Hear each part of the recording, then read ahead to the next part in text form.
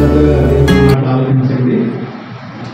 అందరూ దేవుడి సన్నిధిలో బలవంతులుగా ఉండాలి అనేది ఆయన కోరిక. ఈరోజు ఈ మాటలు మనం చదువుకున్నాం. ఈ మాటలో ఉన్న ఆంతర్యాన్ని నేను మీకు ఇప్పుడు చెప్పాలనుకుంటున్నాను. ఏంటి అంటే, శత్రువుని కనిపెట్టు వాడి పని పడుతు. ఏంటంటే, శత్రువుని కనిపెట్టి వాడి పని పట్టాలి. దేవునికి స్తోత్రం చెప్పండి. ఈరోజు మన అంశం ఇది, శత్రువుని కనిపెట్టాలి, వాడి పని పట్టాలి. నేను మిమ్మల్ని అడుగుతాను, మీకు శత్రువు ఎవరు అని అడిగితే మీరేమైనా సమాధానం చెప్తారు? మా ఇంటి పక్కన వాళ్ళు నాకు శత్రువుని అంటారా? లేకపోతే మా ఇంట్లో మా అక్క నాకు శత్రువు అని అంటారా? లేకపోతే ఎవరైనా మన మీద వ్యతిరేకంగా ఉన్నవాళ్ళు మనకు శత్రువులు అంటారా? లేకపోతే అవతల పార్టీలు మనకు శత్రువులు అంటారా? ఎవరు శత్రువులు అని అడిగితే మీరేమని చెప్తారు? సాధారణంగా చెప్పే మాట సాతాను, అంతే కదా. ఎందుకంటే ఆడే పడడం మనకి, ఆడంటేనే మనకి లేనుకొని ఆడనుకుంటాడు, ఈ ఎగిరితే నా పేరు చెప్పుకుంటారు అని. చూడండి, ఈరోజు మనం గమనించాల్సిన విషయం, ఇక్కడ చదువుకున్న ఈ 8 వచనాల్లో ఉన్న సారాంశాన్ని ఈరోజు మనం నేర్చుకోబోతున్నాం. దానికంటే ముందుగా మనం తెలుసుకోవాల్సింది ఏంటి అంటే, శత్రువుని కనిపెట్టాలి. మీరు ఈ వృత్తాంతాన్ని చదివారు కదా, దీనికంటే ముందు జరిగిన ఒక హిస్టరీని నేను మీకు చెప్పాలనుకున్నాను, చరిత్రని చెప్పాలనుకుంటున్నాను. దాదాపు 430 సంవత్సరాలు ఇశ్రాయేలీలు ఐగుప్తు దేశంలో బానిసలుగా ఉన్నారు. ఎక్కడున్నారండి? మాట్లాడండి. ఐగుప్తు దేశంలో 430 సంవత్సరాలు ఇశ్రాయేలీలు బానిసలుగా ఉన్నారు. అంతకుముందు ఐగుప్తు దేశానికి యోసేపు చెరగా పట్టబడి వెళ్ళాడు. ఎవరు వెళ్ళారు? యోసేపు చెరగా పట్టబడి అక్కడికి వెళ్ళి అక్కడ ప్రధానిగా అయ్యాడు. ప్రధాని అయిన తర్వాత ఈ కనాను ప్రాంతం, అబ్రహాము ఏదైతే స్వతంత్రించుకున్న ప్రాంతం ఉందో ఆ ప్రాంతంలో గొప్ప కరువు కలిగింది. కరువు వచ్చింది. అక్కడ కరువు రాగానే ఇక్కడ యాకోబు లేకపోతే అక్కడ ఉన్న వాళ్ళందరూ ఏం చేశారంటే, అయ్యా ఐగుప్తు దేశంలో పంట ఉందంట, అక్కడికి వెళ్ళి కొనుక్కొని రండి అని వాళ్ళ కుమారులను అక్కడికి పంపిస్తారు. కుమారులను అక్కడికి పంపించిన తర్వాత అక్కడ వాళ్ళు తనని యోసేపును గుర్తించి, యోసేపు వెళ్ళను గుర్తించి, వీళ్ళు నా సహోదరులు అని వారిని గౌరవించి ఐగుప్తులో వాళ్ళకి ఏం చేశారంటే ఇల్లు కట్టించి అక్కడ ఉంచాడు. ఇల్లు కట్టించి అక్కడ నుంచి యోసేపు ఉన్నంతకాలం వారికి ఏ దిగులు చింత లేకుండా వాళ్ళు చక్కగా తింటా అక్కడ బతుకుతూ ఉన్నారు. ఎందుకంటే ఐగుప్తు దేశం అంతటికి యోసేపు ఎవరు అంటే ప్రధాని. కాబట్టి ప్రధాని కింద లేదా ప్రధాని కుటుంబ సభ్యులు ఎవరికైనా అక్కడ ఎలవెన్సెస్ అన్నీ అక్కడ దొరుకుతాయి. వాళ్ళకి ఇల్లు ఉంటుంది, తినడానికి తిండి ఉంటుంది, చక్కగా వెళ్ళడానికి వాహనాలు ఉంటాయి, అన్నీ ఉంటాయి.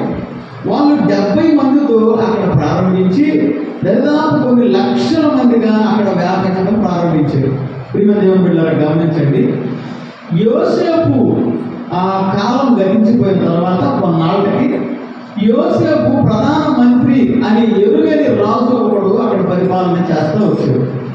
ఆ ఎరుగని రాజు పరిపాలన చేస్తూ ఆ కాలంలో ఉన్నప్పుడు వీళ్ళంతా ఎవరు అని అడిగితే, వీళ్ళందరూ వేరే దేశం నుంచి ఇక్కడికి వలస వచ్చిన వాళ్ళు అనగానే ఈ రాజు ఏం చేశాడంటే ఐగుప్తులందరినీ సపరేట్ చేసి ఇశ్రాయేలీలందరినీ సపరేట్ చేసి ఇశ్రాయేలీలు బానిసలుగా మార్చాడు.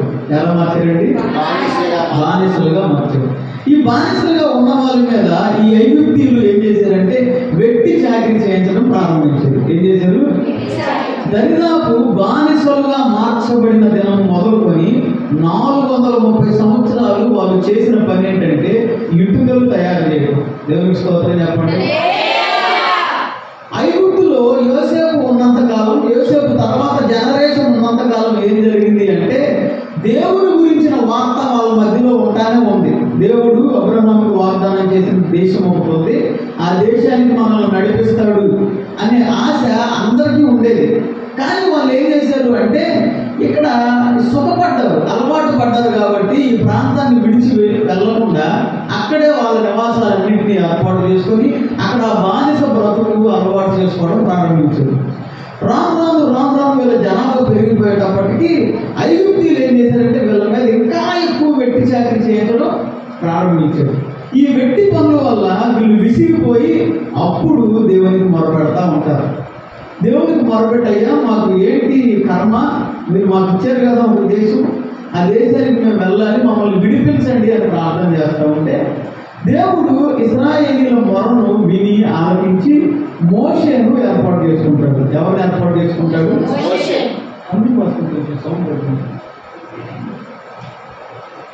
మోషేను ఏర్పాటు చేసుకుంటాడు. మోషేను ఏర్పాటు చేసుకున్న తర్వాత అక్కడ జరిగిన వృత్తాంతం అంతా మీకు తెలుసు. మోషే కొండ మీద ఆ గొర్రెలు కాసుకుంటూ ఉంటున్నప్పుడు దేవుడిని దర్శిస్తాడు అన్నమాట. దేవుడు దర్శించి ఎక్కడ దర్శిస్తాడు అంటే ఒక మండుచున్న పొద, అక్కడ మండుతుంది కానీ పద ఏమవ్వట్లేదు, కాలిపోవడం. ఆ పొదలో నుండి మోషేతో దేవుడు మాట్లాడి ఇదిగో నేను ఉన్నవాడను అనువాడను, నీకు నీ తండ్రి అయిన అబ్రహాముకి నేను వాగ్దానం చేసిన ఆ వాగ్దాన దేశానికి మిమ్మల్ని తోడుకొని వెళ్ళడానికి నేను వచ్చాను కాబట్టి నువ్వు వెళ్ళి ఇశ్రాయేలీయుల ప్రజలతో నన్ను గురించిన సమాచారం చెప్పి అందరినీ తీసుకురమ్మని మోషేకి చెబితే మోషే గారు ఏం చేస్తాడంటే చాకులు చెబుతూ ఉంటాడు. దగ్గరగా ఆ అధ్యాయం ప్రారంభం మొదలుకొని 2 అధ్యాయాల వరకు దేవుడితో పోరాటం చేసాడు. నేను వెళ్ళనండి. ఏం చేశాడండి?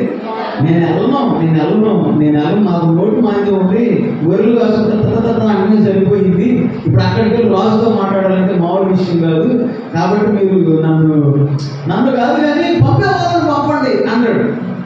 దేవుడు ఏమంటాడు? పంపేవాళ్ళని పంపండి, నన్ను ఎందుకు పంపుతారు? పంపేవాళ్ళు ఉన్నారు కదా. చూడండి ఒకసారి నిర్గమాకాండం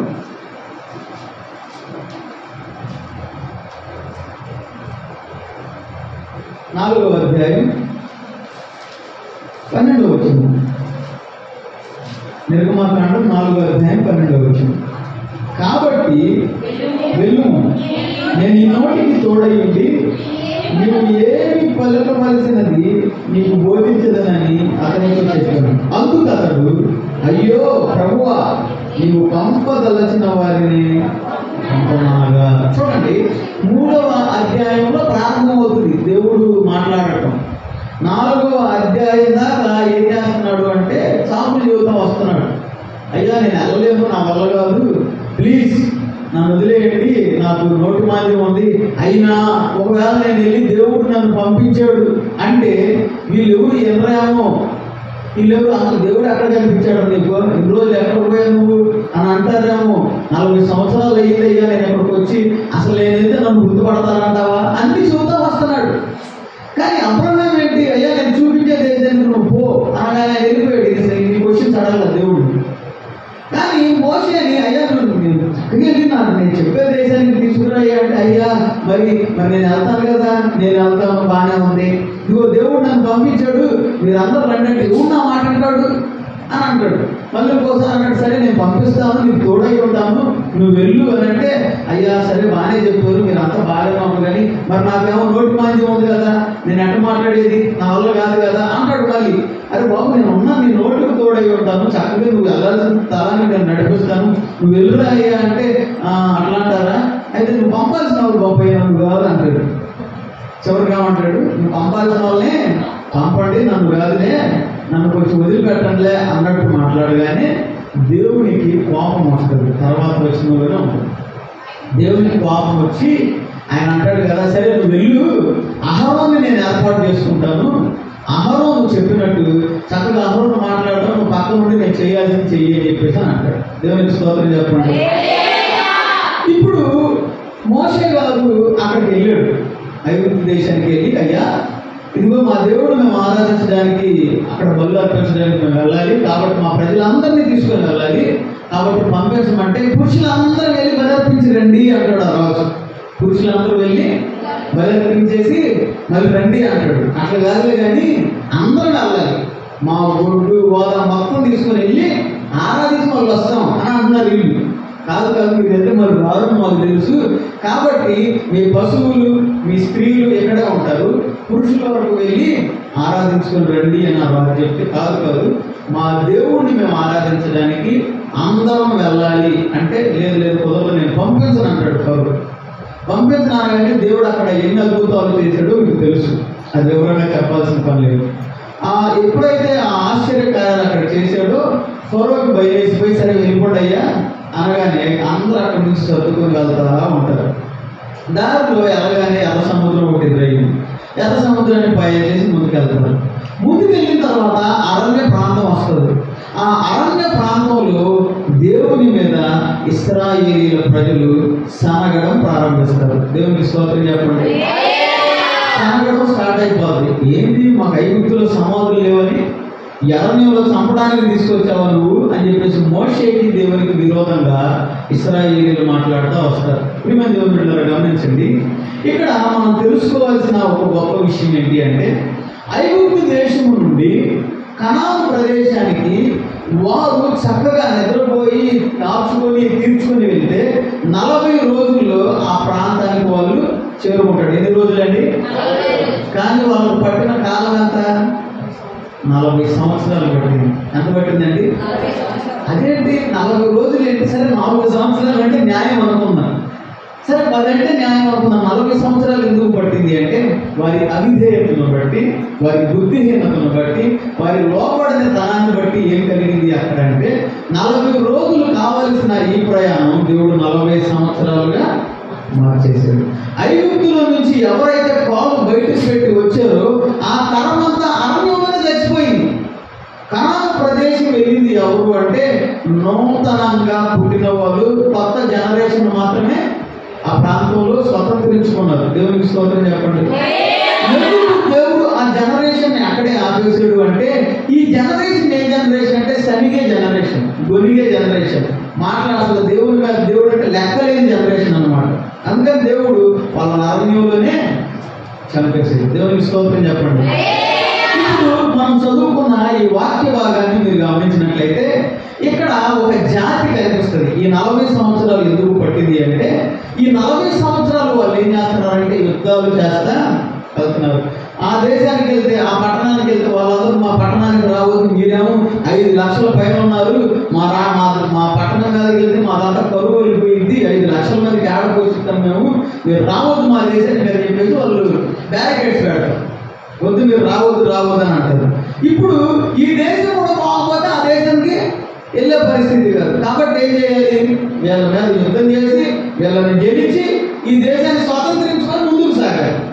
సరే, ఇప్పుడు ఏం జరిగిందంటే వీళ్ళు అమాలేకీయులు అనే వాళ్ళతో యుద్ధం చేయడానికి వచ్చారు. దేవునికి స్తోత్రం చెప్పండి.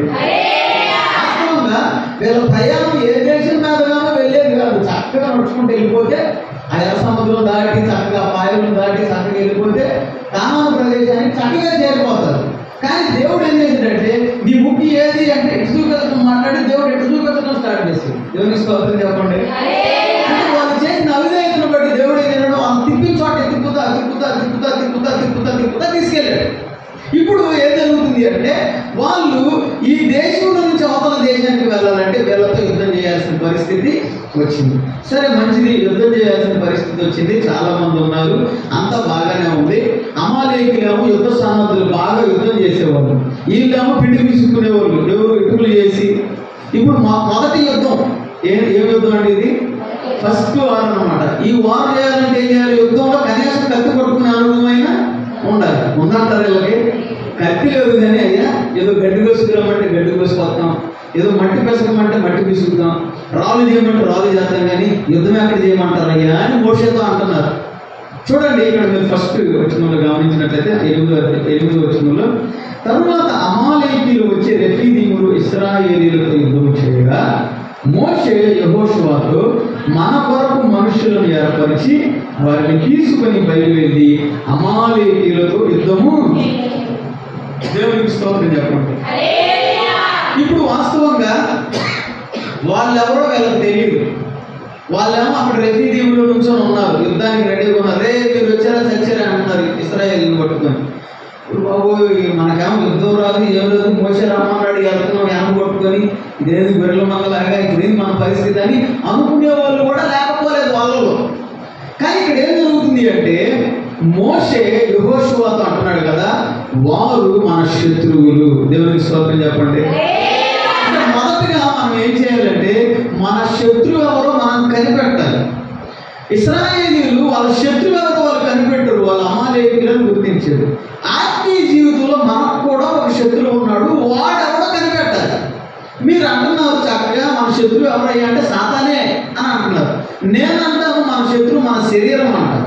దానికి మీరు ఒప్పుకుంటారా? మన శత్రువు ఎవరు అంటే నా ఆలోచనలో నా శత్రువు అంట. ఒప్పుకుంటారా? ఎందుకు ఈ మాట అంటున్నాను అంటే మన శత్రువు ఎవరో మనం కనిపెట్టకపోతే మనం వాడి పన్నాగాలకి మనం ఏం చేద్దాం? బలైపోతాం.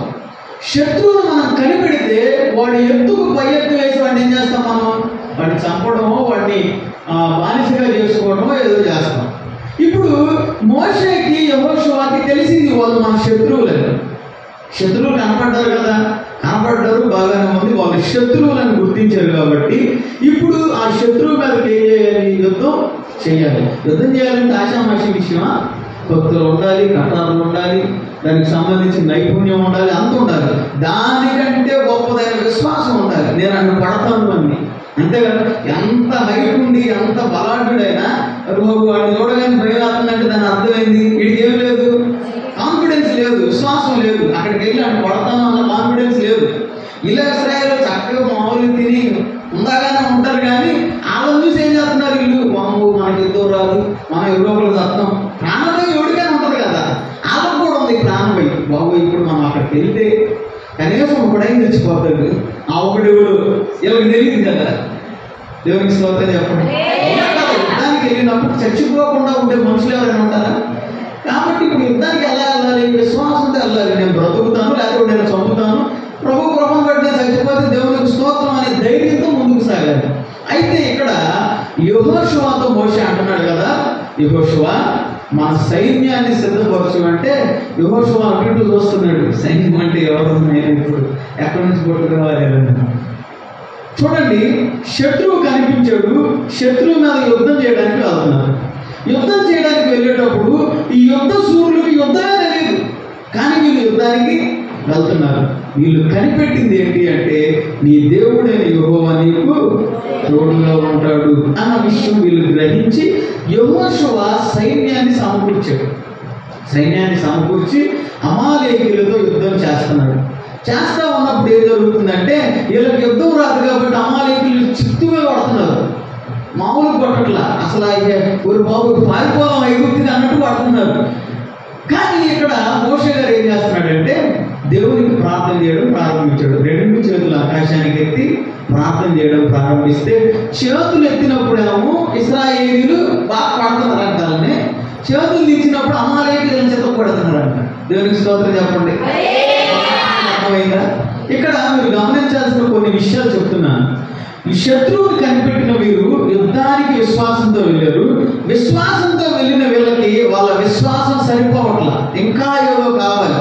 ఏం కావాలి అంటే నిలకడైన స్వభావం కావాలి. నిలకడైన స్వభావం కావాలంటే ఇక్కడ మోషే గారు చేతులు ఎత్తుతున్నాడు, గిన్నె తీస్తున్నాడు. చేతులు ఎత్తినప్పుడేమో వాళ్ళేమో గెలుస్తున్నారు, చేతులు దించినప్పుడేమో ఓడిపోతున్నారు. ఎందులో బాబు ఈ పరిస్థితి అన్నప్పుడు వాళ్ళకేం అవసరమైందంటే మోషే గారికి సపోర్ట్ అవసరమైంది. ఏం అవసరమైందండి అంటే తోడు కావాల్సి వచ్చింది. దేవునికి స్తోత్రం చెప్పండి. చాలా మంది అనుకుంటారు విశ్వాస ప్రయాణంలో నేను ఒక్కడే సాగుతాను అనుకుంటే కుదరదు. ఏలియా గారు కూడా అన్నాడు, అయ్యా నేను బయలుదేవతకి మొక్కల, బయలుదేవతకి నేను పూజించలా, కానీ నేను ఒక్కడే రోషంగా ఉన్నాను అని చెప్పేసి అని అంటాడు. నేను ఒక్కడే మిగులు ఉన్నా, రోషంగా ఉన్నా అని ఏలియా అంటాడు. ఏలియా గారు అనగానే దేవుడు అంటాడు, అయ్యా నువ్వు ఒక్కడో బాగానే ఉన్నావు కానీ బయలుకు మోకాల్లో ఉన్నాక మొక్కని వాళ్ళు కొన్ని వందల మందిని నేను ఇక్కడ పెట్టాను అని అంటాడు. దేవునికి స్తోత్రం చెప్పండి. అంటే ఏలియా ఇక్కడ యుద్ధం చేయాలి అంటే ఆయనకి సపోర్ట్ కావాలి. దేవునికి స్తోత్రం. అలాగే ఇక్కడ ఇశ్రాయేలీయులు విజయం సాధించాలంటే వీళ్ళకేం కావాలి? సపోర్ట్ కావాలి. మోషే గారు చేతులు ఎత్తడానికి ఇద్దరు ఎన్నుకున్నాడు. హూరు, ఇంకెవరో ఇంకో చూడండి, హూరు, ఇంకొక ఆయన ఎవరు? అహరోను. వాళ్ళ అన్నయ్య అహరోను హూరు ఏం చేస్తున్నారంటే ఆయన రెండు చేతులు పైకెత్తి ఇట్లా ఉన్నప్పుడు నిలకడగా ఉంచాడు. దేవునికి స్తోత్రం చెప్పండి. అక్కడ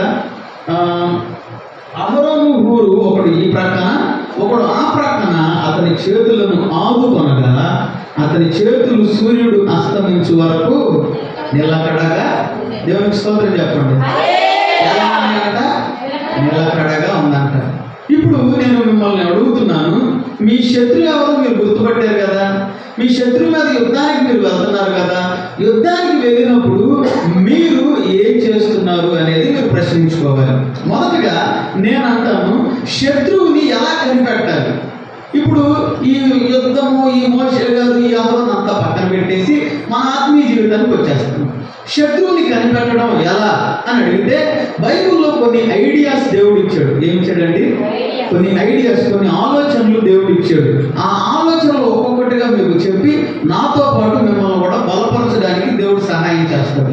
చూడండి, మొదటిగా మన శత్రువు ఎవరో మనం గమనిస్తే వాడు ఎలా వస్తాడో కూడా గమనించాలి. మీరు అన్నారు కదా మన శత్రువు ఎవరు అంటే సాతాను అని అనేసారు, బాగుంది. ఈ సాతాను ఒక మనిషిలో ఉండి ఎలా ప్రభావితం చేస్తాడు ఒక మనిషిని అనేది నేను ఈరోజు మీకు తెలియజేస్తాను. మొదటిగా మీరు గమనించినట్లయితే మొదటి పేతురు పత్రిక 5వ అధ్యాయం 8వ వచనాన్ని చదవండి. ఆ శత్రువుని మనం ఎలా కనిపెట్టాలి, కనిపెట్టిన వాడు మన మీదకి ఎలా వస్తాడు అనే విషయం అక్కడ రాయబడి ఉంటుంది. నిబ్బరమైన బుద్ధి గలవారై మెలకువగా ఉండండి. మీ విరోధి అయిన అపవాది గర్జించు సింహము వలె ఎవరిని మిరుగుదుమా అని చాలండి. అక్కడ రాయబడిన మాట మీరు స్పష్టంగా గమనించారు కదా. మీ విరోధి అయిన సాతాను లేకపోతే అపవాది ఎవరిని మింగుదుమా అని ఎలా ఉన్నాడట చెప్పాలి. ఇద్దరు పోతున్నావు, ఒకసారి హల్లెలూయా చెప్పండి. దేవునికి స్తోత్రం. చూడండి, ఆలోచన చేయండి. అక్కడ రాయబడిన మాట మీ శత్రువైన సాతాను ఎవరిని మింగుదుమా అని ఎలా వస్తున్నాడంట? గర్జించు సింహంలాగా వస్తున్నాడు. రాజమండ్రి ఏరియాలో నేను ఈరోజు ఉదయం వెళ్ళే రాజమండ్రి చిరతపులి సంచరించి ఇద్దరు ముగ్గురిని కలిసి తిందంట. దేవునికి స్తోత్రం చెప్పండి. నేను వెళ్ళిన ప్రాంతంలోనే తిరిగిందంట. నాకు ఇంకా భయం వేసింది. అన్న బండి మీద నన్ను పంపించద్దు, ఏదో ఒక ఆటో అయినా పెట్టండి అన్న అంటున్నాను నేను. చూడండి, అదంతా రాజమండ్రి లాలాచెరు వాటి పక్కన అంతా అడవి ప్రాంతం. దాంట్లో నుంచి ఒక చిరుతపులు వచ్చి రాత్రి ఆటో నాగంలో ఒకళ్ళకి గడిచిందంట. ఆ ఫోటోలు చూపెత్తంటే ఎవరు బాబు నేను ఇప్పుడే వచ్చాను, ఏది పరిస్థితి అని. నేను మేము అడుగుతా, పొరపాటున ఇక్కడికి సింహం వచ్చింది మీ పరిస్థితి హాయ్ అంటారా? ఫోటో దిగుతారా, సెల్ఫీ దిగుతారా? సింహం వచ్చిందని ఏమంటారు? పారిపోతారు కదా. సింహం ఏం చేసింది అంటే చెరువు చేసింది. ఏం చేస్తుందండి? ఏం చేస్తుంది? చల్లా చెరువు చేస్తుంది, అవునా కదా? గేదెలు మనం బాగా మేస్తున్నాయండి అడవుల్లో. సింహం రాగానే సింహం అయ్యి ఏం చేస్తాయి? మారిపోతాయి, చల్లా చెరువు అయిపోతాయి. ఇప్పుడు అపవాది మనల్ని ఏం చేయబోతున్నాడు అంటే చల్లా చెరువు చేయబోతున్నాడు. ఏం చేయబోతున్నాడు అండి? అదే విషయాన్ని చెబుతున్నాడు కదా పేతురు గారు. ఏమని అంటే మీ విరోధి అయిన సాతాను ఎవరిని మింగుదుమా అని గర్జించు సింహం వల్ల వాడు ఏం చేస్తున్నాడంట? వెతుకుచు. నా మాటలు శ్రద్ధగా ఆలోచించాలి, గమనించండి. ఈ విరోధి అయిన సాతాను ఏం చేస్తున్నాడంటే సింహములాగా వస్తున్నాడు. సింహములాగా వచ్చే ఈ విరోధి అయిన సాతాను మనుషుల్ని ఏం చేస్తున్నాడంటే చెదురు చేసి ఎవరైతే ఆత్మీయంగా బలహీనంగా ఉన్నాడో వాడిని పట్టుకొని మ్రెంగడానికి చూస్తున్నాడు. ఇప్పుడు నేను మిమ్మల్ని అడుగుతున్నా, దేవుని ఆలోచనలకు విరోధంగా మన ఆలోచన ఉంది అంటే మనం ఒంటరైపోయాము అని. ఏంటండి? మనం ఒంటరైపోయాము అని. మీకు విషయం చెప్పమంటారా? ఒంటరిగా ఉంటే వాడు మింగుతాడు, కలిసి ఉంటే మింగలేడు. ఆదాము హవ్వ కలిసి ఉన్నంతకాలం బాగానే ఉన్నారు. ఏమైనా షికారు చేయాలనిపించింది. ఏం చేయాలనిపించింది? షికారుకి వెళ్ళాలనిపించింది. ఆదాము నిద్రపోతుంటే సరే నువ్వు పడుకోలేయ్యా, ఇప్పుడు నిన్ను ఎక్కడ అయిపోయింది అని హవ్వ షికారుకి బయటకు వెళ్ళగానే ఆమె ఒక్కటిగా ఉన్నప్పుడు చూసి ఏం చేశాడు? సాతాను పట్టుకున్నాడు. అవునా కదా? అంటాడు, చక్కగా అంటాడు. మాట కూడా ఎంత మృదువైన మాటలు మాట్లాడుతూ సాతాను వచ్చి అంటాడు కదా, హవ్వమ్మ బాగుండవా? అంత బాగుందా అంటే బాగుందయ్యా, చక్కగా నాకు మంచి భర్తలు ఇచ్చాడు, మనం ఇచ్చాడు, పండ్లు ఇచ్చాడు అంటే మరి ఎందుకు నా పండు తింటలా అన్నాడు. అది ఇంకా సస్తామంటారు బల్లి ఊళ్ళే మీరు చావనే అనగానే అవునా చావనే చావమా? అది ఒక్కలాగా ఉన్నప్పుడు చేశాడా? ఆదాంతో ఉన్నప్పుడు చేశాడా? ఆదాంతో ఉన్నప్పుడు చేస్తే ఆదాం ఒకటి ఇచ్చేవాడు ఎత్తి మీద. నేనంటే పరపురుషుడితో మాట్లాడుతున్నావు ఏది నువ్వు అంటాడా? అన్నా రెండు వీకి అవ్వమ్మా మంచిది కదా వెళ్దామని చెప్పేసి తీసుకెళ్తాడు. ఇక ఒప్పుతుంది కాబట్టి ఇది నిజమా? ఇది నిజమేనా? ఆ పండు తింటే మేము చచ్చిపోతే యేసయ్యలాగా మారుతారు, మీరు దేవుళ్ళలాగా ఉంటారు. నాకు తెలియక అడుగుతాను, దేవుని పోలికగా, దేవుని స్వరూపంగా, దేవుని ఆత్మగా అంటే ఎవరు? దేవుళ్ళే కదా, అవునా కాదా? దేవుడు అంటాడు కదా ఈ నిర్గమాకాండంలోనే, మీరు దేవుళ్ళు అని అంటారు. అంటే దాని అర్థం ఏంటి? దేవుని స్వరూపం, దేవుని పోలిక, దేవుని ఆత్మ నాలో ఉన్నప్పుడు నేనే కదా, ఆయన స్వరూపమే కదా, ఆయనే కదా అనే అజ్ఞానంలోకి వెళ్ళిపోయింది. ఒకటే ఉంది కదా, ఇద్దరు ఉన్నారు పిచ్చిదానే, నువ్వు దేవుళ్ళు లాగుంటే ఏంటి? ఆయన చూసినప్పుడు నేను చూసినప్పుడు ఇద్దరు ఒకేలా ఉంటారని ఆయన అనేవాడు. లేకపోతే ఆదం ఒక్కడే వచ్చినప్పుడు పండు తీసుకుంటాను అన్నప్పుడు అవ్వం కూడా అనేది, దేవుడు ఎట్టుంటాడో తెలుసు అంటే ఆయనలాగా ఉన్నావు నువ్వు కూడా అని అంటారు, చాలా ఈజీగా అంటారు. కానీ ఏమేమంది? మీరు దేవుళ్ళలాగా మారుతారు కానీ అవునా నిజమా అని చెప్పేసి ఏం చేసింది? వెళ్ళి మన పండుగండి తిని ఆ ఒక్కటే తింది, బాగానే ఉంది, తిన్నప్పుడు కూడా బాగానే ఉంది. ఎందుకు? ఆ పూర్తి శరీరం తినలేదు కదా, సగం శరీరమే తింది. వారు ఏక శరీరమై ఉంటారని బైబిల్లో రాసింది కదా, ఏక శరీరం అయ్యారు కాబట్టి సగం తింది, కాబట్టి సగం తీసుకెళ్ళి ఎవరికి ఇచ్చింది? సాతాను ఇప్పుడు ఒక్కళ్ళగా ఉండేవాడి మీదే దాడి చేస్తాడు. నేను అడుగుతాను, ఫోన్ తీసుకొని ఒక్కళ్ళే ఉంటారా, నలుగుతూ ఉంటారా?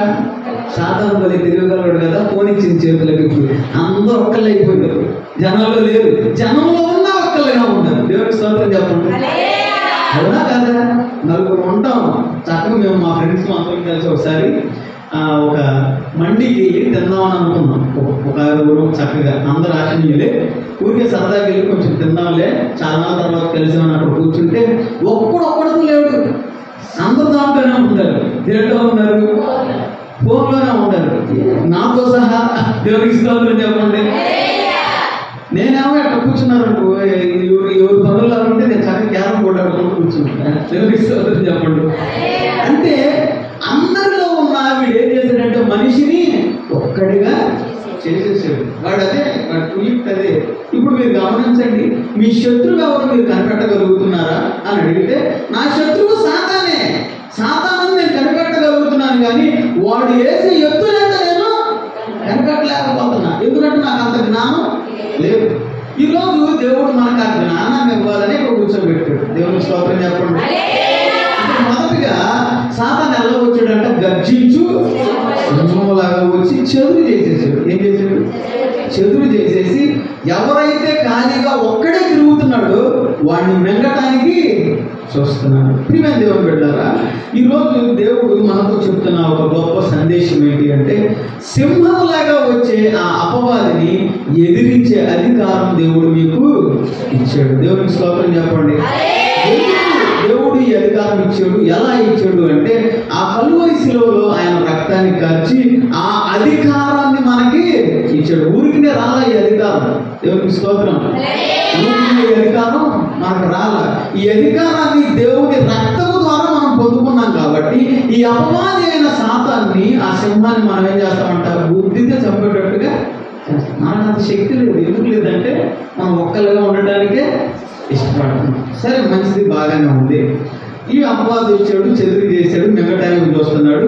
వీడు వస్తున్నాడని తెలిసింది కాబట్టి మనం కొంచెం జాగ్రత్తగా ఉన్నాం. ఇప్పుడు సరే, సింహంగా వచ్చి వాళ్ళు చెదురు చేసినా వీళ్ళు చెదురు అవ్వట్లేదు, చక్కగా ఇక్కడ కూర్చొని వాక్యం అంటున్నారు. సరే, ఇప్పుడు నేను ఏం చేస్తాను అంటే ఇంకొక రూపం మార్చుకొని వస్తా అనుకుంటాడు. ఏమంటాడండి? ఇంకొక రూపాన్ని తీసుకొని వస్తాడు. మొదట సింహం వచ్చాడు కదా, నువ్వు సింహమైన ఏంటి, నేను నిన్ను బుద్ధి చంపుతా అని అన్నారు. బాగానే ఉంది, అయిపోయింది. ఇప్పుడు ఇంకొక రూపం మార్చుకొని వస్తున్నాడు. ఆ రూపాన్ని మీరు చూడగానే అమ్మో ఇది సాతాను కాదేమో అని అనుకుంటారు. చూడండి, ఆదికాండంలోనే ఇప్పుడు దాకా మనం చదువుకున్న విషయంలోనే ఒక రూపాన్ని వేసుకొని వచ్చాడు. ఏ రూపం అది? దేవునికి స్తోత్రం చెప్పండి. పాము రూపంలో వచ్చాడు, సర్పం రూపంలో వచ్చాడు. వచ్చి ఏం చేశాడు? ఇద్దరుగా ఉంటున్న వాడు మళ్ళీ ఏం చేశాడు? ఒక్కలుగా చేసి ఆ ఒక్కలలో ఏం చేశాడంటే పాపాన్ని ప్రేరేపించాడు. ఏం చేశాడండి? పాపాన్ని ప్రేరేపించాడు. సింహంలాగా వచ్చి చెదురు చేయటం వల్ల కాలేదు, ఇప్పుడు పాములాగా వచ్చి ఏం చేశాడు అంటే పాపాన్ని ప్రేరేపిస్తా వస్తున్నాడు. అంటే వాడు చెప్పే అబద్ధాల వైపు ప్రజలను నడిపించడానికి చూస్తున్నాడు. మొదటిగా అపవాది ఆడే అబద్ధాలు ఏంటండి? చెప్పాలి, లేకపోతే నేను నిద్రపోతున్నారు అనుకుంటా. రోజు చెప్పమంటారు, లేకపోతే దేవునికి స్తోత్రం చెప్పండి. అపవాది ఆడే అబద్ధాలు. మొదటగా ఏం చదువుతాడు అనుకుంటున్నాను మీ దగ్గరికి వచ్చి? మొదటగా ఏమని చదువుతాడో తెలుసు అపవాది మీ దగ్గరికి వచ్చి? అమ్మో దేవుడు నిన్ను ప్రేమించట్లా అంటాడు. ఏమంటాడండి? ఎన్నిసార్లు అనిపించింది చెప్పండి ఈ మాట? అనిపించిందా లేదా?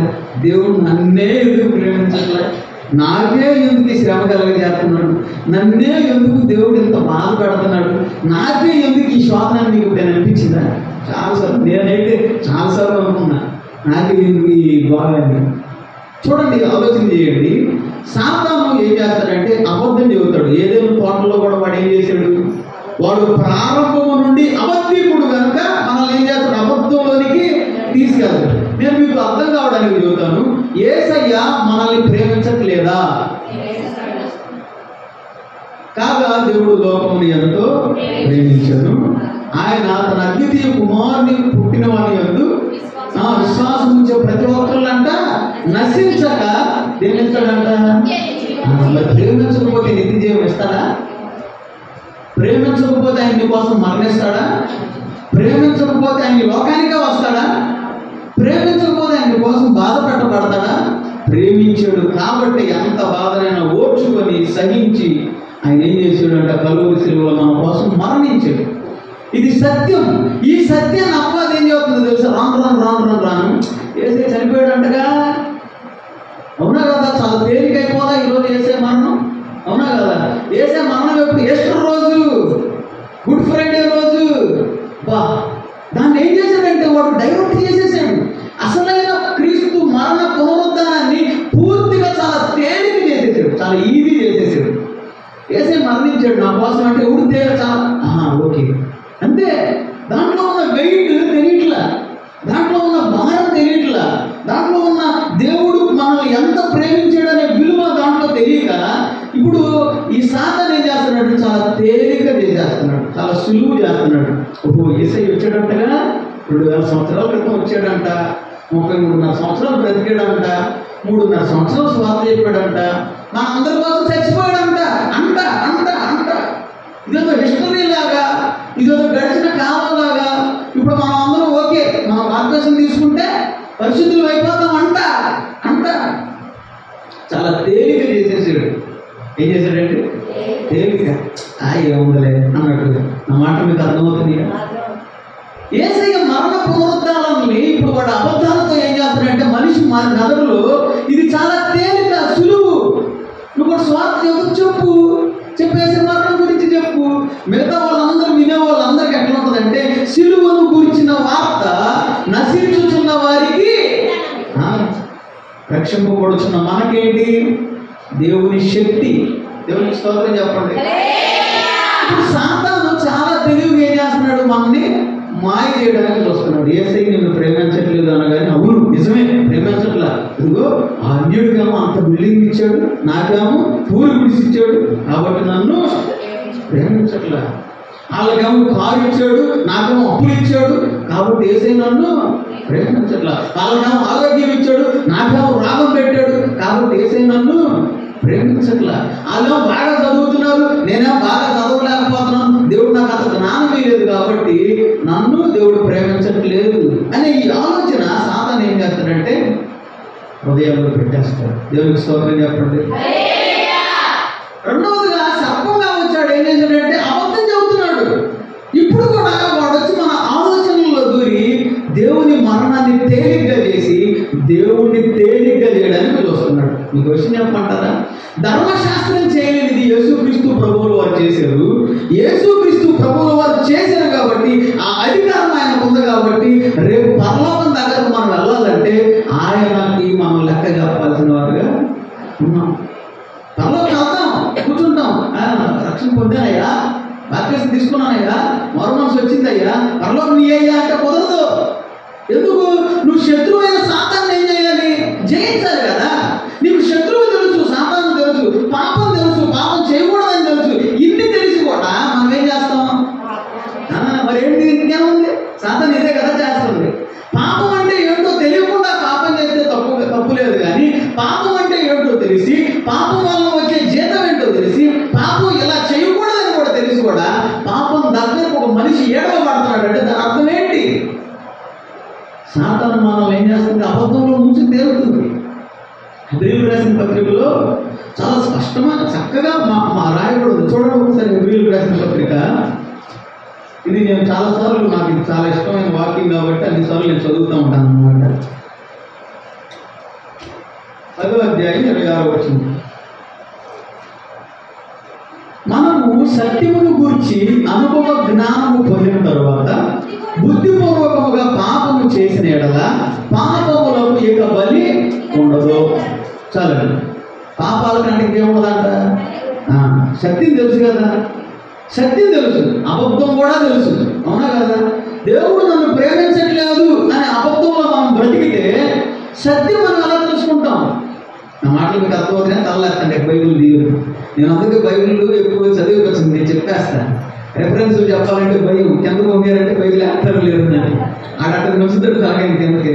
దేవునికి స్తోత్రం చెప్పండి. ఏదో సాతాను ఏం చేస్తాడంటే తలకాయ దించామా అంతే, నువ్వు అక్కడ కూర్చో, ఇక పక్కన చదువు అంటాడు, ఆ పక్కన చదువు అంటాడు, కింద చదువు అంటాడు. ఎక్కడ వెళ్ళిపోయాడు దైవం. దేవునికి స్తోత్రం. చాలా తెలివిగా వాడికి ఉన్న అవకాశాలన్నీ వాడతాడు, మనం తెలియదండి. చూడండి, ఇప్పుడు మనకి పాపం అంటే ఏంటో తెలుసు, సత్యం అంటే ఏంటో తెలుసు, దేవుడు అంటే ఏంటో తెలుసు, దేవుడి గురించిన విషయాలంటే ఏంటో తెలుసు. అయినా సరే మనం వాటిని పాటించట్లేదంటే మనం ఎక్కడ బ్రతుకుతున్నాం? ఇప్పుడు అబద్ధంలో. వాడు ఈ విషయంలో సక్సెస్ అవుతున్నాడు. ఏమవుతున్నాడండి?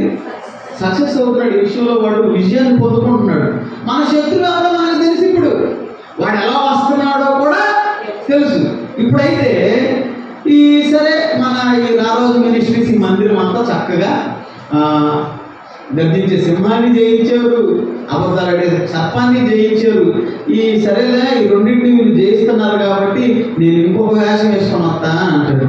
ఏం వేసుకొని వస్తాడంటే మొదటిగా 2 వేషాలు అయిపోయినాయి.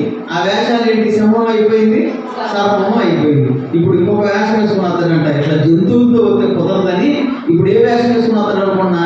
వేషధారిగా. ఎవరికి స్తోత్రం చెప్పండి. ఎలా వస్తాడంటే ఇప్పుడు వేషధారి ఎలా ఉంటాడో తెలుసా? కూర్చుంటాం, పాటలు పాడతాం. ఎట్లా పాడతామంటే పరలోకం కింద దిగిద్ది, పాడతాం. వాక్యం చెబుతాం. వాక్యం కూడా మామూలుగా ఉండదు, మర్మాలే. మామూలుగా మర్మాలు కాదు, మర్మాలు. అసలు ఈ మర్మాలు చెబుతా ఈయన కంటే వాక్యం చెప్పేవాడు ఈ లోకంలోనే లేడన్నట్టుగా చెబుతారు. కానీ సిద్ధాంతం అనేది ఒకటి ఉంటుంది, డాక్టరీన్. అది అపోస్తలుల బోధ అయి ఉంటేనే దాన్ని మనం యాక్సెప్ట్ చేయాలి. ఎందుకు అపోస్తలుల బోధ అయితేనే యాక్సెప్ట్ చేయాలి? చాలా రకాల బోధలు వస్తాయి. ప్రాస్పెరిటీ గాస్పెల్ అని అంటే ఏంటంటే దేవుడు నిన్ను దీవించునుగాక, నీ కుటుంబాన్ని దీవించునుగాక. ఇవన్నీ ఏంటంటే ప్రాస్పెరిటీ గాస్పెల్. దీంట్లో సత్యం ఉండదు, దీవెనలే ఉంటాయి. కానీ బైబిల్ ఏమో తెలుసా? ఒక దీవెన పొందుకోవాలంటే దానికి ఉన్న షరతు పాటించాలి. నీవు నీ దేవుడైన యెహోవా మాట శ్రద్ధగా విని వాటిని గైకొనిన ఎడల ఈ దీవెనలన్నీ నీ మీదకి వచ్చును అని అంటాడు కదా. అంటే ఏంటి? ముందుగా ఈ దీవెనలు రావాలంటే ఏం చేయాలి? ఆయన మాట విని గైకొనాలి. అంతే కదండి. చాలా సులువు, తేలిక. దీవెనలు రావడం తేలిక, కానీ కండిషన్స్ అప్లై. కండిషన్స్ మనం ఏం చేయాలి? ఫాలో అవ్వాలి. అంతే కదా. కండిషన్ ఫాలో అయితేనే దీవెన అనేది మనకి వస్తుంది. కానీ ఈ కండిషన్ ఉండదు దాంట్లో. ప్రాస్పరిటీ గాస్పెల్ కండిషన్ ఉండదు. నువ్వు దేవుని మందిరానికి వస్తే దీవించబడతావు, నువ్వు నాకు 10 ఇస్తే నువ్వు దీవించబడతావు, నువ్వు ఇస్తే నువ్వు దీవించబడతావు. ఇదన్నీ ఏంటంటే ప్రాస్పరిటీ గాస్పెల్. అంటే సిద్ధాంతాలన్నీ ఎలా అవుతున్నాయి అంటే అపోస్తలుల బోధకు మించిన సిద్ధాంతాలు వస్తున్నాయి అన్నమాట. అపోస్తలుల బోధ ఎందుకు మనం ప్రామాణికంగా తీసుకుంటాము అంటే అపోస్తలుల బోధ యేసుక్రీస్తు ప్రభువుల వారికి అపోస్తలులకు ఇచ్చాడు. యేసుక్రీస్తు ప్రభువుల వారు శిష్యులకు ఇచ్చాడు. శిష్యులు అందరూ ఎవరంటే అపోస్తలులు. ఆ బోధ ఇప్పుడు మన దగ్గరకు వచ్చింది. మరి యేసయ్యకి ఎవరు నేర్పించారు అంటే తండ్రి అయిన దేవుడు. తండ్రి అయిన దేవుని మాటలు మాత్రమే నేను చెబుతున్నానని యేసయ్య అంటాడు. ఆ మాటలే అపోస్తలులకు అప్పగించారు. ఆ అపోస్తలుల బోధే ఈరోజు మనం పాటించాలి. దేవునికి స్తోత్రం చెప్పండి. ఆ బోధ కాక వేరొక బోధను మనం అనుసరిస్తే మనం కూడా అబద్ధంలో బ్రతుకుతున్నామని, వేషధారిని జీవితంలో బ్రతుకుతున్నాం. చూడండి, ప్రాస్పరిటీ గాస్పెల్ దగ్గర ఉన్నంత జనం సత్యం దగ్గర ఉంటారా? నువ్వు తప్పు చేస్తా సత్తావంటే రాడు, సత్తావంటే నన్ను నేను ఎందుకు వస్తా, నేను రాను, నేను బతుకుతానని చెప్పి వస్తా అంటే దేవుడు ఏం చెప్పాడు? పండు తినిన దినమున నీవు చస్తావు అన్నాడు. చస్తానా? అదిగో నువ్వు బ్రతుకుతావు, నువ్వు దేవుళ్ళలాగా ఉంటావు, దేవుళ్ళలాగా ఉంటావు అనగానే ఏమైంది? పండు తిని అర్థమైందని చెప్పిన మాట మీకు.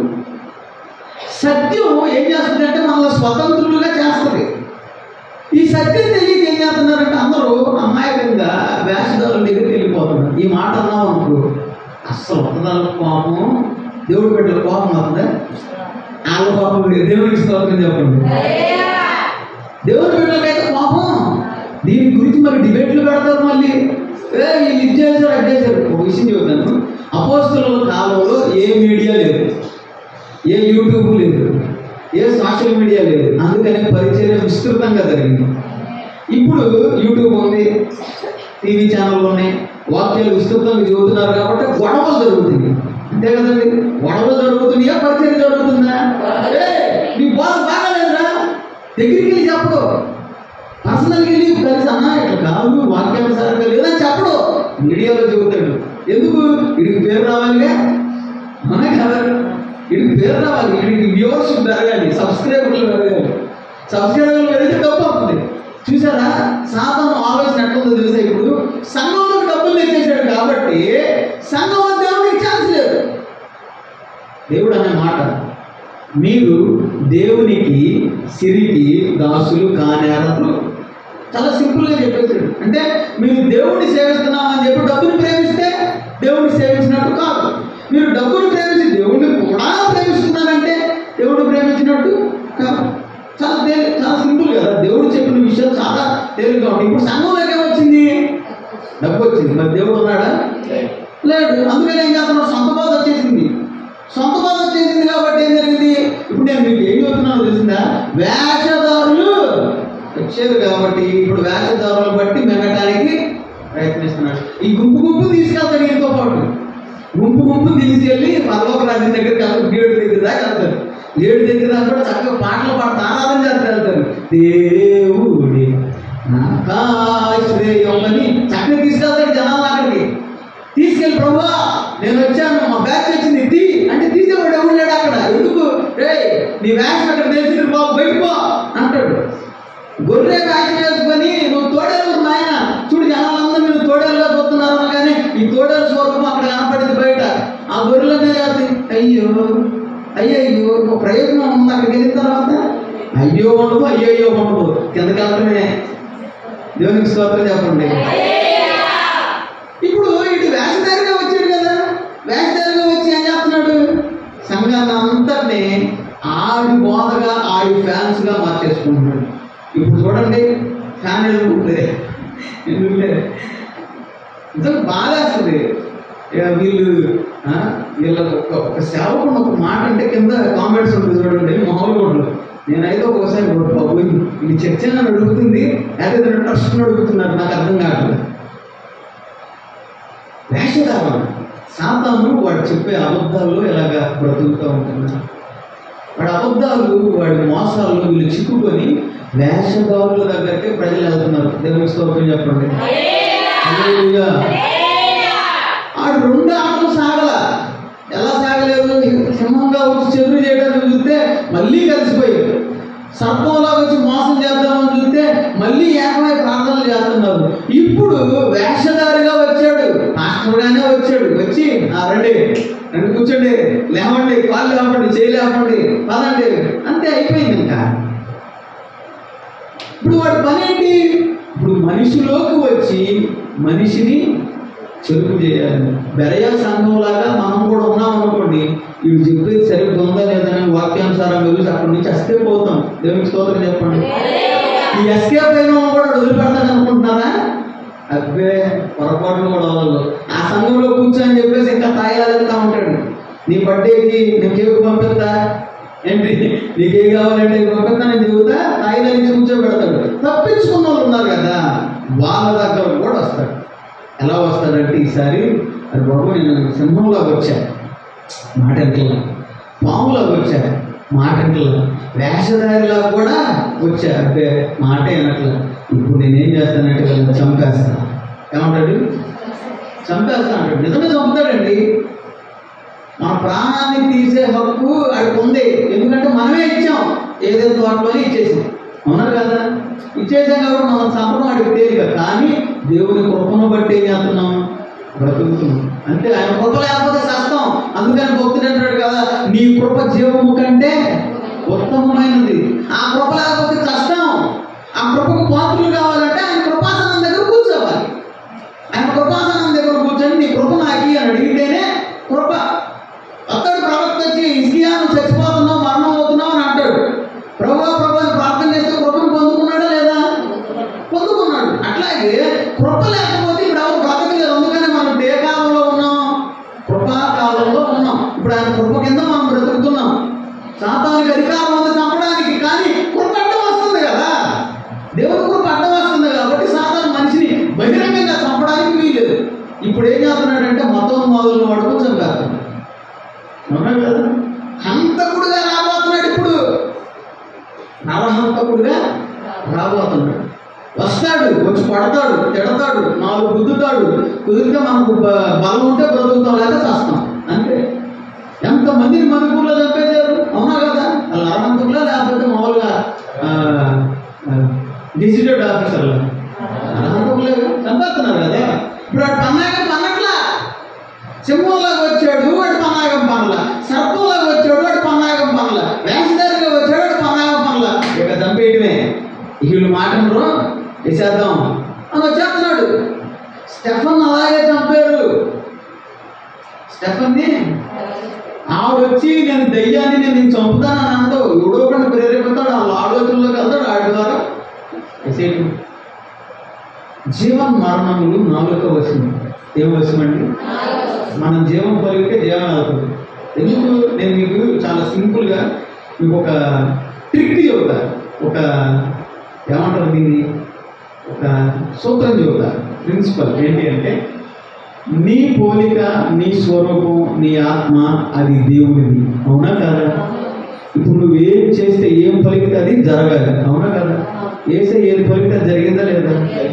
ఇప్పుడు నేను అంటాను, ఎవరైనా పొరపాటున చనిపోయారు అనుకోండి, చనిపోయిన దగ్గరికి లేస్తున్నాము లే అనగా లేవాలి. దేవునికి స్తోత్రం చెప్పండి.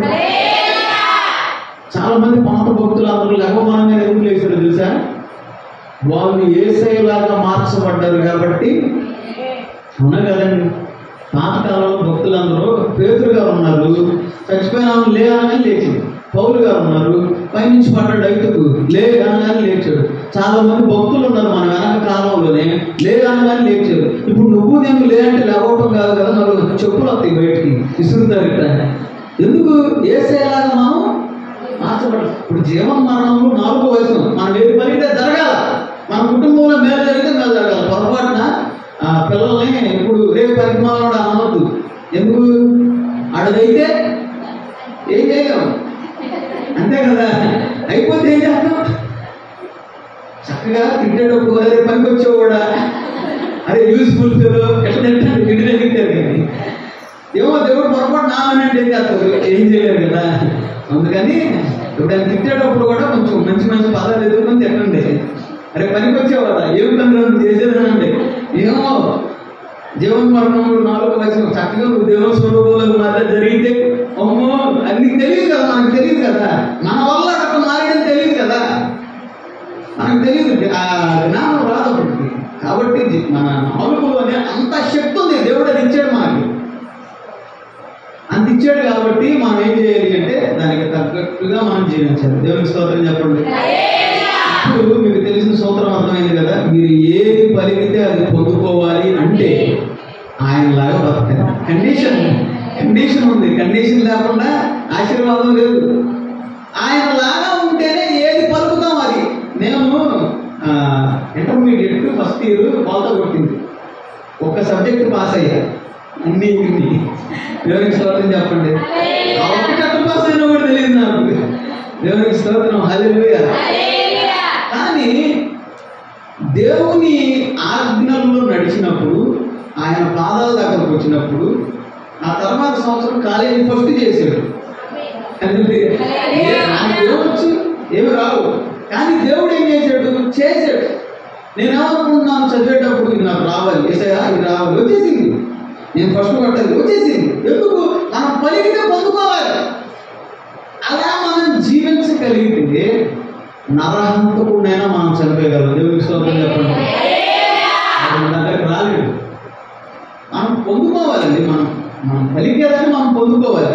మనం ఆశీర్వచనమే పలకాలి. అందుకని అంటాడు కదా, నీ వచనం ఎప్పుడు ఆశీర్వచనమే ఉండాలి కానీ శాపవచనం కలవద్దు.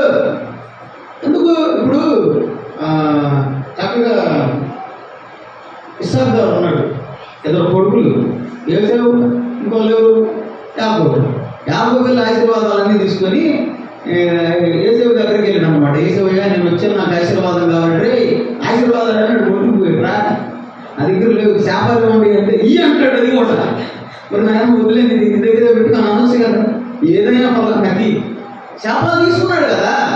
ఈ శాపం వేస్తున్నారు, ఇంకో నీ తమ్ముడు నువ్వు దాసుడిగా ఉంటా, మా ఓకే ఆమె అంటున్నాడు. ఇది అక్కడ ఆమె అంటున్నాయి. ఆశీర్వాదం కాదురా ఆమె అంటున్నావు. ఆ మాట మీకు అర్థమవుతుంది. మనం పలికే మాట ఆశీర్వచనమే అయి ఉండాలి. ఇది ఒక సూత్రం నేను మీకు చెప్పింది. ఆయన పోలిక, ఆయన స్వరూపం, ఆయన ఆత్మ మనలో ఉన్నాయి కాబట్టి ఆయనలాగా చేస్తే మనం ఏదైతే పలుకుతామో దాన్ని నేను మీకు చెబుతా. ఇంకొక సూత్రం కూడా చెబుతా, రాసుకో.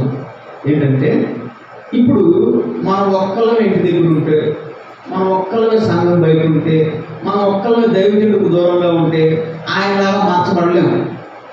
అవునంటారు కదంటారు. సహవాసంతో కలిసి ఉంటారు. సహవాసము సేవకుడి దగ్గర కలిసి ఉంటారు. ఆయన దేవుని వాక్యానుసారంగా మనం జీవించాలి. అది దగ్గర కూర్చుంటే కుదరదు. టీవీలో వాక్యం జీవితం కుదరదు. ఇక్కడికి వచ్చి ప్రార్థనలో ఉండాలి, వాక్యంలో ఉండాలి, రొటీన్ రిజల్ట్లో ఉండాలి, అన్నిటిలో ఉండాలి. ఉన్నప్పుడు పరిపూర్ణంగా మార్చబడిన తర్వాత నువ్వు పలికితే నీ దగ్గరికి అందరూ వచ్చి అమ్మ ప్రార్థన చేయ, నా కోసం, నా కుటుంబం కోసం ప్రార్థన చేయి, నువ్వు చేస్తే జరిగిందంట, నువ్వు చేస్తే మందిరంలో ప్రార్థన శక్తి ఉందంట. అదే సాక్ష్యము మీడియా ద్వారానో లేకపోతే పెద్ద పెద్ద కవర్ల ద్వారా వెళ్ళదు. ఈ సాక్ష్యం మనుషుల ద్వారా ప్రపంచం అంతటికి తెలిసిపోద్ది. దేవునికి స్తోత్రం చెప్పండి. అలాగా మనం మార్చబడాలి. అంతేనంటారా? అలాగే మనం మార్చబడితే బా సాతాన్ని నెట్ట కొట్టొచ్చు అంటారు. మొదటిగా ఎట్టొచ్చాడు చెప్పాలండి, సింహంలాగా వచ్చాడు. రెండోది ఎట్టొచ్చాడు, తర్వాత ఎట్టొచ్చాడు, తర్వాత నరహంతకుడిగా స్టెఫాను చంపేశారు. చాలా మంది భక్తుల్ని చంపేశారు. రేపు మనం కూడా చచ్చిపోవచ్చు, మనకు తెలియదు. ఏమో ఈ గవర్నమెంట్ ఒకసారి రన్ అయింది అనుకో, పైన ఉంది కదా నెత్తి మీద, అది ఉందనుకో, ఏమో తెలియదు. వచ్చి మా బజార్లోనే ఒక మంచి మొక్కపోతే సచ్చేదే అన్నాడా? అయ్యా మొక్కుతామయ్యా అని వెళ్ళేవాళ్ళు ఎంతమంది. బతుకుంటే బఠానీలే నమ్ముకొని బతుకుతాం కానీ ఈ క్రిస్టియానిటీ యాడ్ చేస్తామని వెళ్ళిపోయే వాళ్ళు ఉన్నారంటారా?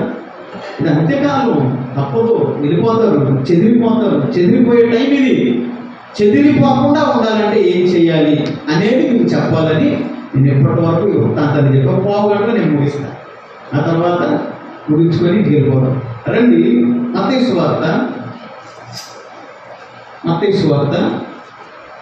ఇప్పుడు ఇప్పటి వరకు మీకు శత్రువు ఎవరో, వాడు ఎలా వచ్చాడో, వాడు ఏం చేశాడో ఇవన్నీ చెప్పారు. అసలు మన టాపిక్ ఏదో చెప్పడం అసలు గుర్తుందో లేదు. టెస్టింగ్ మన టాపిక్ ఏంటి? అది దేవునికి స్తోత్రం చెప్పండి. శత్రువుని కనిపెట్టు, వాడి పని పట్టు. అవునా?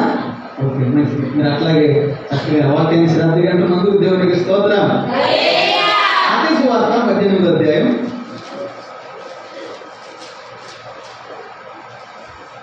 18వ వచనం చదువు. భూమి మీద మీరు వేటిని బంధింతురో అవి పరలోకమందును బంధింపబడును. భూమి మీద మీరు వేటిని విప్పుదురో అవి పరలోకమందును విప్పబడునని మీతో నిశ్చయముగా చెబుతున్నాను. మరియు మీలో ఇద్దరు తాము వేడుకొని దేనిని గురించి భూమి మీద ఏకీభవించిన ఎడల అది పరలోకమందున్న నా తండ్రి వలన వారికి దొరుకునని మీతో చెబుతున్నాను. ఏదనగా ఇద్దరు ముగ్గురు నా నామమున ఎక్కడ కూడి ఉందో అక్కడ నేను వారి మధ్యన ఉండునని చెప్పాను. దేవునికి స్తోత్రం చెప్పండి. కళ్ళు పైకెత్తండి. బైబిల్ మూసేయండి. బైబిల్తో ప్రస్తుతానికైతే పని లేదు. ఏదైనా రాసుకుంటే మంచిది, ఎందుకంటే నేను చెప్పింది అక్కడ ఉందో లేదో చూసుకోవాలి భవిష్యత్తులో. అందుకని కాబట్టి కొంచెం శ్రద్ధగా వాక్యాన్ని వినండి. వినుట వలన ఏం కలుగుతుంది? కాబట్టి ఇప్పుడు అసలు టైంలోకి వచ్చాము మనం. కాబట్టి శ్రద్ధగా వాక్యం వినండి. మన శత్రువు ఎవరో మనం కనిపెట్టాం, వాడు ఎలా వస్తున్నాడో కనిపెట్టాం. ఇప్పుడు వాడిని ఏం చేయాలి అనే విషయం గురించి నేను మీతో మాట్లాడబోతున్నాను. చూడండి, మొదటగా ఇక్కడ మత్తయి సువార్తలో యేసుక్రీస్తు ప్రభువు వారు శిష్యులందరికీ చెబుతున్న మాట ఏంటంటే, అయ్యా మీరు భూమి మీద వేటిని బంధిస్తారో అవి పరలోకమందు బంధించబడతాయి. మీరు భూమి మీద వేటిని విప్పుతారో అవి పరలోకమందు విప్పబడతాయి. మీలో ఎవరైనా తను గూర్చి వేడుకొనవలసిన అవసరం ఏదైనా వస్తే ఏకీభవించి అడగండి అని చెప్పేసి దీంట్లో ఉన్న కాంటెక్స్ట్ మీరు గమనించండి. మొదటగా దేవుడు మనకిస్తున్నది ఏంటి అంటే అధికారం. దేవుని స్తోత్రం చెప్పండి. దేవుడు మనకి దేని మీద అధికారం ఇస్తున్నాడు అని అడిగితే రండి నేను మీకు చూపిస్తాను. యోహాను సువార్త 1వ అధ్యాయం 12వ వచనం. యోహాను సువార్త 1వ అధ్యాయం 12వ వచనం.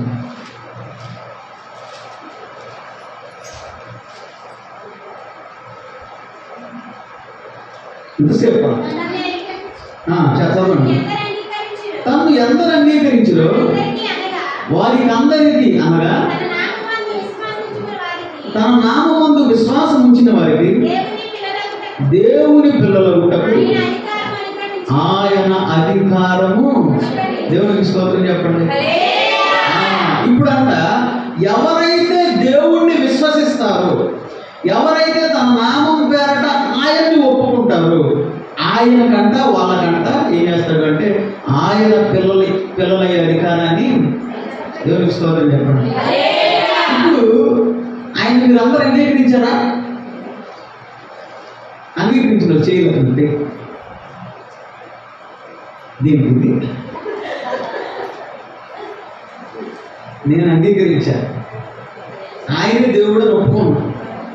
ఆయన తప్ప ఇంకో దేవుడు లేడని కూడా నాకు తెలుసు. కాబట్టి నేను చేతులు ఎత్తాను. చేతులు ఎత్తడంలో సగం చేతులు ఎత్తితే సగం ఉన్నాడని సగం లేడని. అంతేనా? వెరీ గుడ్, చాలా బాగుంది. దేవునికి స్తోత్రం. ఎవరైతే ఆయన్ను అంగీకరిస్తారో, ఎవరైతే ఆయన్ను ఒప్పుకుంటారో, ఎవరైతే ఆయనే దేవుడని నోటితో ఒప్పుకుంటారో, జనంలో చెబుతారు, వాళ్ళందరికీ ఆయన పిల్లలుగా అయ్యే అర్హత అధికారాన్ని దేవుడు ఏం చేస్తున్నాడంట? ఇస్తున్నాడు. ఇప్పుడు నేను మీకు అర్థం కావడానికి చెబుతాను. ఇప్పుడు ఆయన మనకు అధికారం ఇచ్చాడు కదా, ఈ అధికారంతో మనం ఏం చేయాలో తెలుసా? సింహాన్ని ఎదిరించాలి. దేవునికి స్తోత్రం చెప్పండి. దావీదు అంటాడు కదా, సింహం యొక్క బలము నుండి, ఎలుగుబంటి యొక్క బలము నుండి నన్ను విడిపించిన దేవుడు ఈ ఫిలిస్తీయుడు సున్నతి లేని ఫిలిస్తీని చేతి నుంచి కూడా నన్ను విడిపించడానికి సమర్థుడు. హల్లెలూయా. ఇప్పుడు సింహం యొక్క బలం నుంచి మనకు అధికారం, మనకి విజయం రావాలంటే మనం ఎవరి పిల్లలు అవ్వాలి? ఇప్పుడు ఇది ఒక సూత్రం ఏంటండి, ప్రిన్సిపల్. మనం ఇది నేర్చుకోవాల్సిన విషయం. ఇప్పుడు నేను దేవుడు పిల్లోడుగా మారాలంటే, నాకు అధికారం రావాలంటే నేనేం చేయాలి? మొదటి ఇప్పుడు ఆయన్ని అంగీకరించాలి. దేవుని స్తోత్రం చెప్పండి. నోటితో బాగానే అంగీకరిస్తా కానీ క్రియలో అంగీకరించలేము ఒక్కొక్కసారి. అంతేనా? నోటితో చక్కగా ఆయనే నా సంగీతము బలమైన పోటయు అని మామూలుగా చేతులు కూడా వదిలిపెట్టేటప్పుడు కొడతాం. కానీ క్రియలో కూడా ఆయన అంగీకరించేటట్టుగా మనం జీవించాలి. ఎవరైనా మనం చూడగానే చేతులకి వందనాలు చెప్పేటప్పుడు, అసలు ఎస్తేరు చూడగానే అంటే ఆశీర్వాదానికి దయ్యం చేసిందంట. అంటే చూడగానే ఎవరికైనా ఏం కలగాలి? దయ్యం వచ్చేటట్టుగా ఉండాలంటే ఆయన పిల్లలు అవ్వాలి. యేసుక్రీస్తుని బాగా కొరడాలతో కొట్టి బంధించి ఆ రకంగా గులాబీ దగ్గరికి తీసుకొస్తే ఈయన యందు నాకు ఏ దోషము అన్నాడా లేదా? జాలిపడిపోయాడు. బాబు ఈయనేంటి, అసలు ఈయనేంటి, ఏం తప్పు చేశాడు బాబు విరాటను కొట్టేది మీరు అని లోపల వచ్చేసింది, జాలి వచ్చేసింది. ఆయన పిల్లల మీద కూడా జనం అందరికీ జాలి పుట్టిస్తాడు. ఎందుకు? ఆ పరిస్థితుల్లోకి వస్తే బాబు ఇది మనం ఏం చెయ్యరురా, చచ్చిన పాములు రైలు ఎందుకు కొడతాం మనం అనేటట్టుగా దేవుడు చేయగలడు. ఇదేదో క్రైస్తవులు అంటాం జాలి కాదు. దేవుడు పిల్లలైతే మన లోపల దేవుడు రిఫ్లెక్ట్ అవుతాడు. దేవుడు ఎవరైనా పడతారా? కేంద్ర కొట్టేది అవ్వదు కదా. అది నేను గమనించండి. ఇప్పుడు ఆయన మనకి ఆయన పిల్లలు అవ్వడానికి అధికారాన్ని ఇస్తున్నాడు. ఆయన పిల్లలకు సర్వాధికారాలు ఇవ్వడం. దేవునికి స్తోత్రం. రెండవదిగా మనం గమనించినట్లయితే మొదటి కొరింథీయులకు రాసిన పత్రిక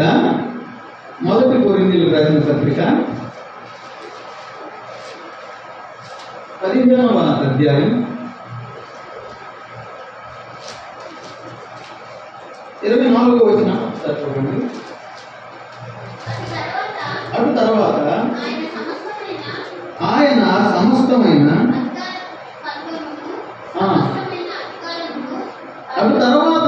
సమస్తమైన ఆధిపత్యమును సమస్తమైన అధికారమును బలమును కొట్టివేసి తన తండ్రి అయిన దేవుని రాజ్యము అప్పగించును. అప్పుడు అంతము వచ్చును.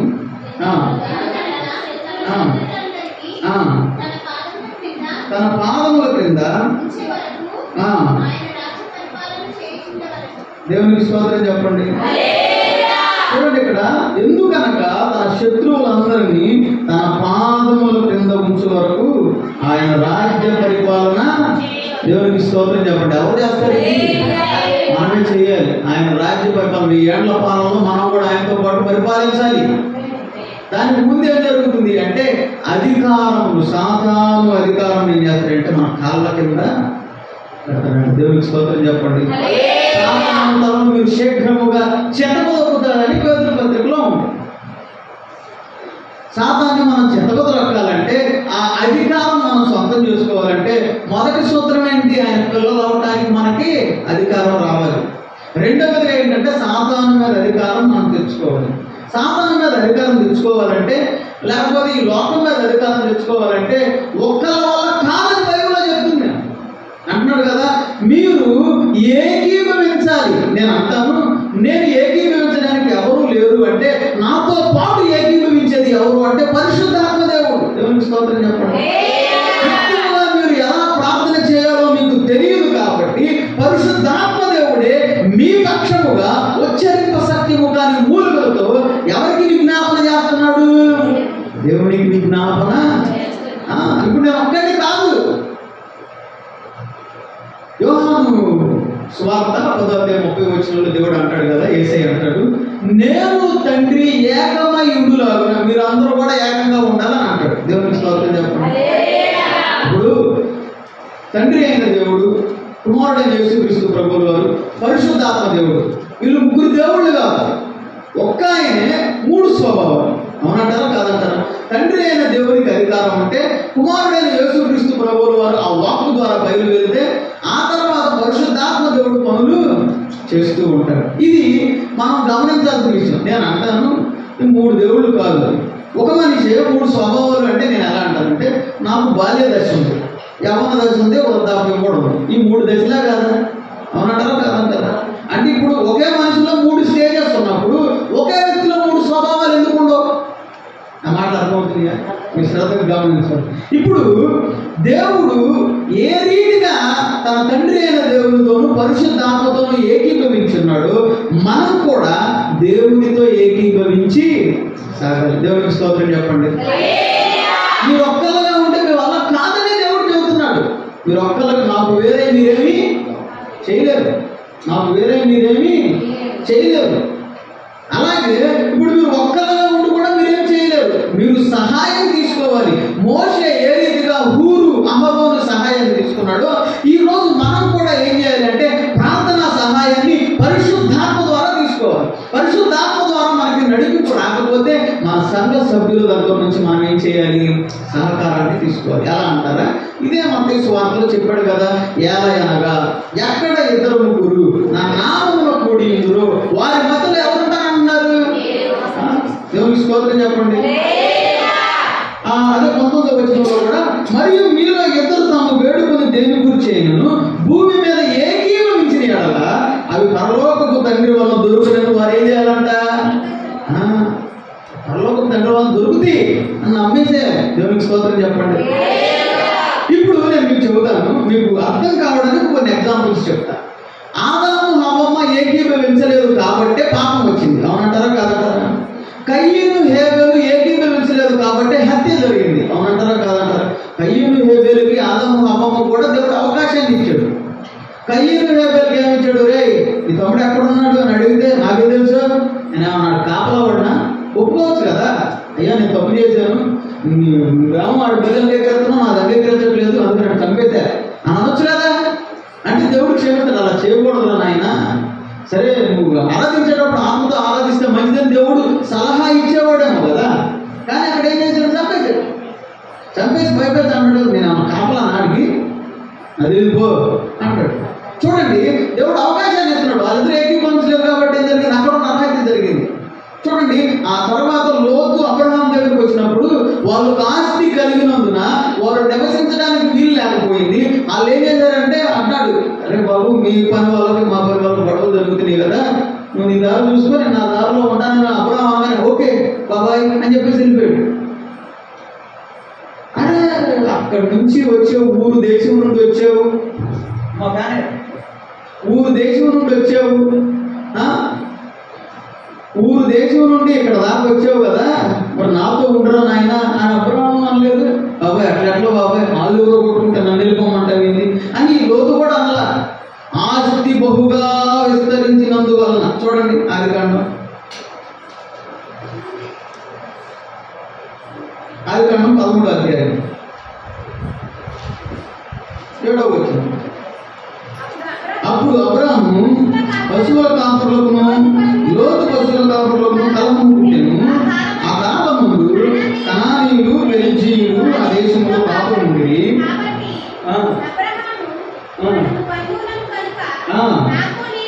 నాకు నీకును నా పశువుల కాపురులకు నీ పశువుల కాపురులకు కలహం ఉండకూడదు. ఈ దేశం అంతయు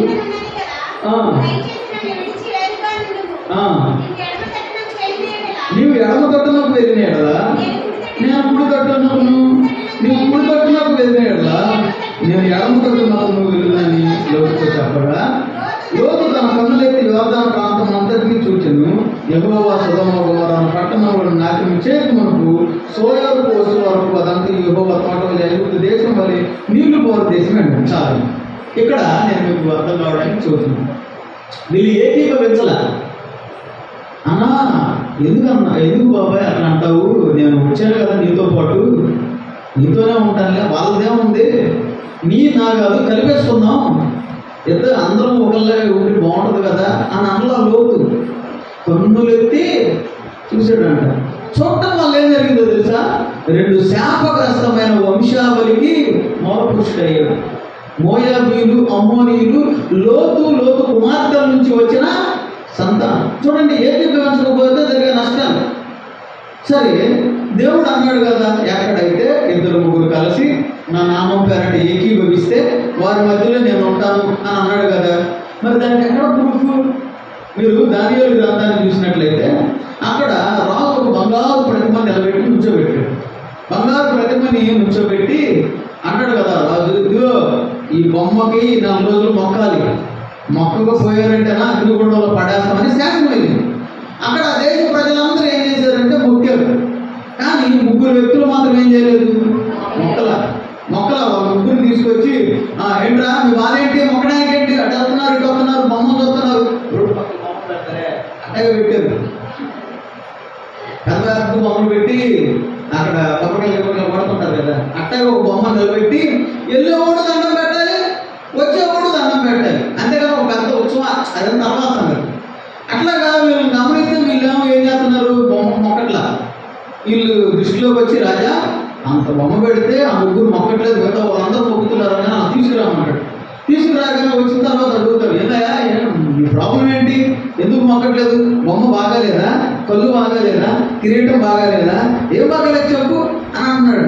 రాజా ఇందును గురించి రాజాను కూడా అనలా, బాబు నేను మర్యాద పిలిచా, వాళ్ళు అక్కడ రాజా అనలా, నెబుకద్నెజరు ఇందును గురించి నీకు ప్రత్యుత్తరం ఇవ్వలేదన్న చింత నాకు లేదు, ఇదిగో నువ్వు పెట్టించేవే ఈ బొమ్మ, ఆ బొమ్మకు మొక్కనే మొక్కం.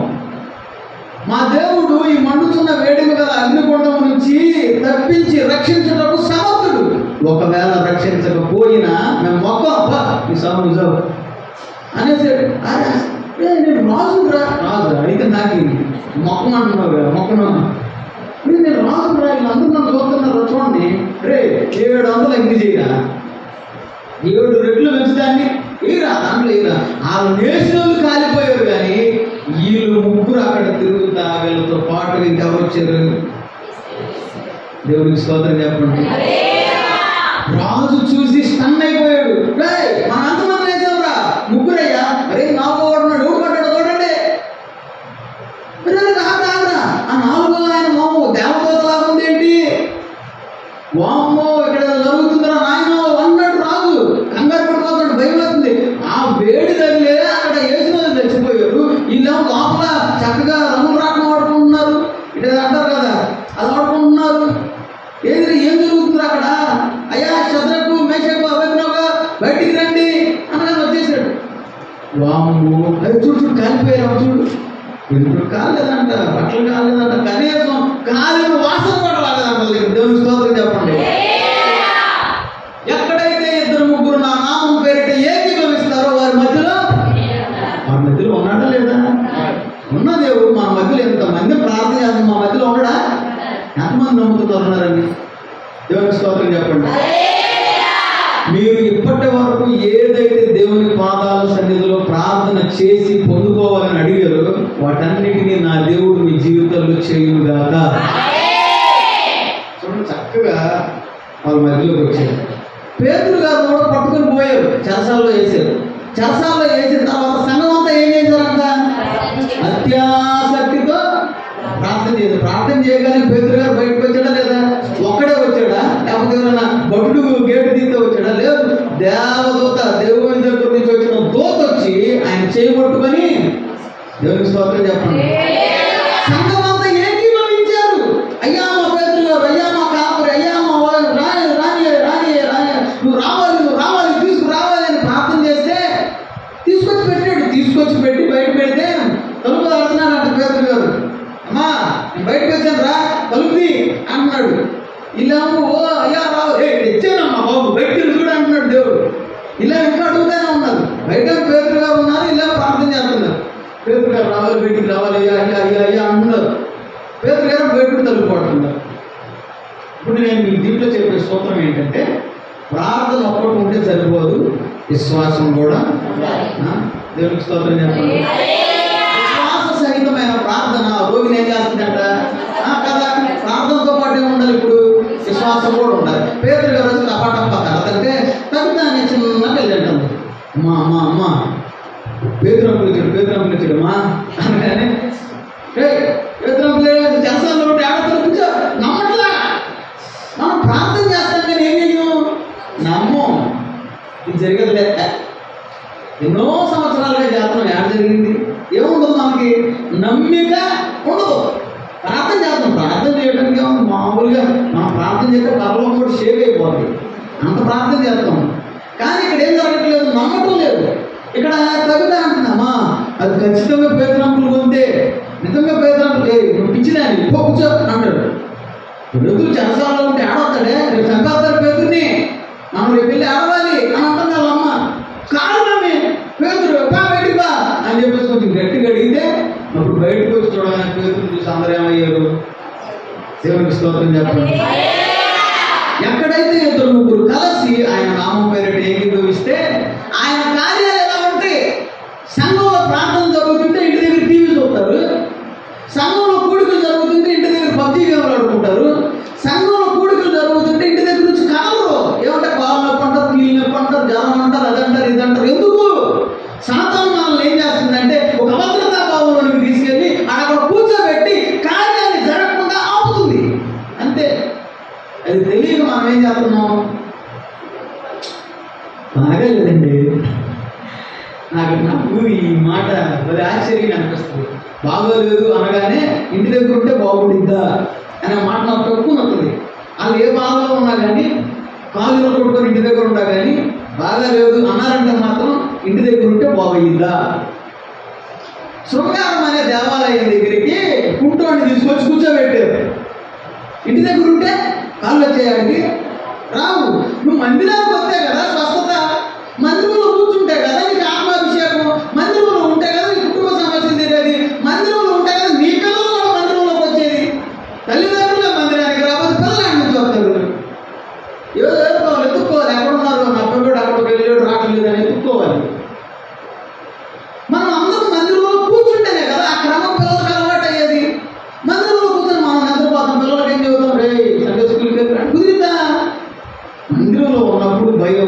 భక్తి ఉనుకు ఉండాలి.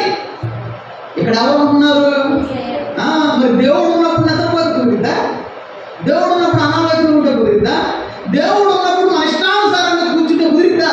కుదరదు. ఆయన ఉన్నాడని నమ్మకుండా, ఆయన చేస్తాడని నమ్మకుండా, ఈ నమ్మకం లేని జీవితాన్ని సాతాను సృష్టిస్తున్నాడు. నీ శత్రువు ఎవరు నీకు తెలుసు. ఇప్పుడు తెలియదంటానికి వీలే లేదు. ఆయన ఎలా నాశనం చేయాలో కూడా దేవుడు ఇప్పుడు చెప్పాడు. అర్థమైందండి? అప్పుడు నువ్వు ఈ భూలోకంలో దేన్ని బంధిస్తావు, అది పరలోకంలో బంధించబడితే. దేవునికి స్తోత్రం చెప్పండి. నువ్వు భూలోకంలో ఏదైతే బంధిస్తావో అది పరలోకంలో బంధించబడుతుంది. నువ్వు ఈ భూలోకంలో ఏదైతే విప్పుతావో అది పరలోకమందులో కూడా విప్పబడతాయి.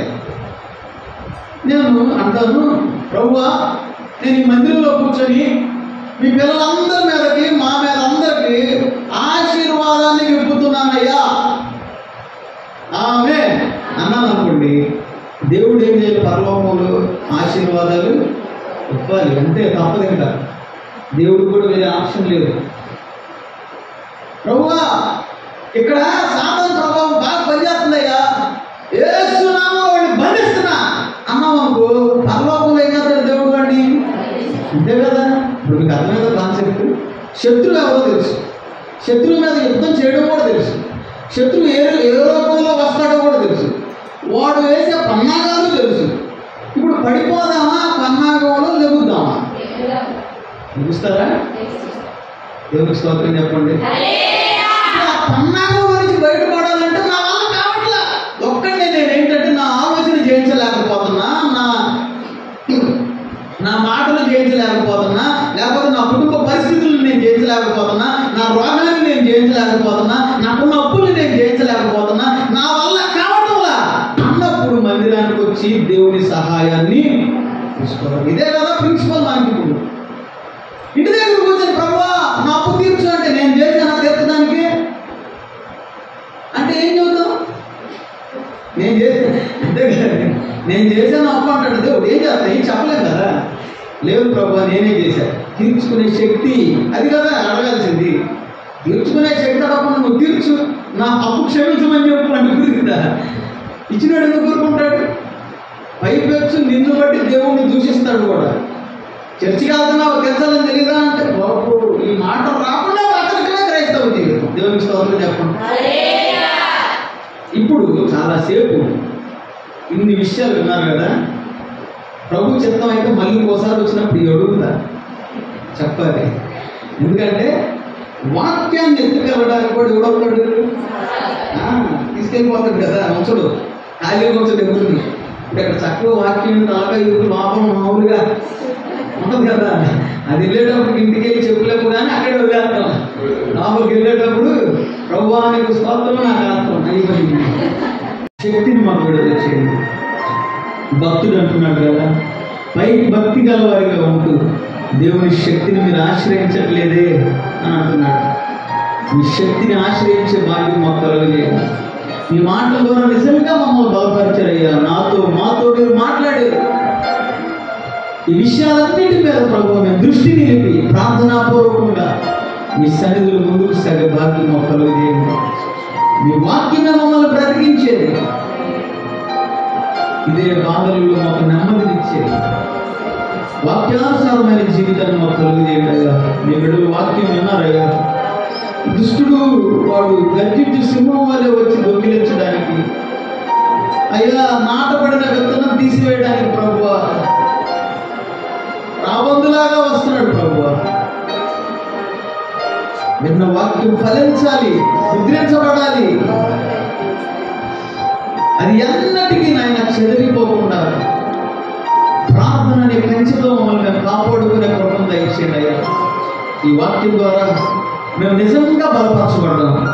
నాతోనే మాట్లాడారు, నా గురించే మాట్లాడారు. నిజంగా సాతాను చెప్పే అబద్ధాల్లో నేను ఎన్నోసార్లు పడిపోయా. నా స్థితిని ఎరిగిన దేవుడు మీరు, నా స్థితిని గతిని మార్చే దేవుడు మీరు తండ్రి. నేను స్తోత్రాలయ్యా. శత్రువైన సాతాను యుక్తిలో మేము పడకుండా వాడి కుయుక్తిని నాయన పోకటి వేలతో సహా పెకిలించే శక్తి మాకు దయచేయండి. మా కుటుంబంలో కానీ, మాలో కానీ, మా సంఘంలో కానీ, మా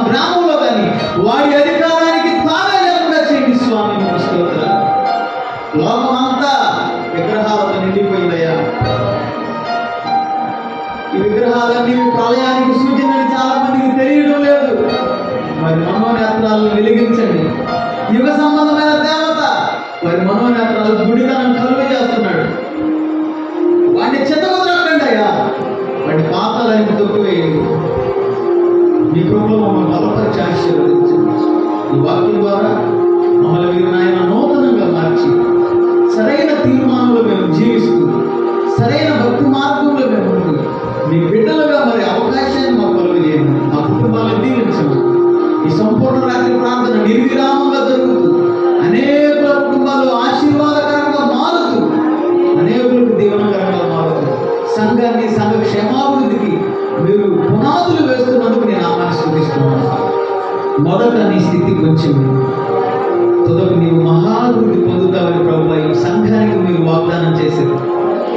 ఈ వాగ్దానాన్ని మీరు నెరవేర్చి ఈ హనుమాన్ జంక్షన్లోనే ప్రభువా ఇక్కడికి వస్తే దేవుడు నాతో మాట్లాడతాడు అనే విశ్వాసం, ఆ సాక్ష్యం బయటకు వెళ్ళడానికి మీరు సహాయం చేయండి.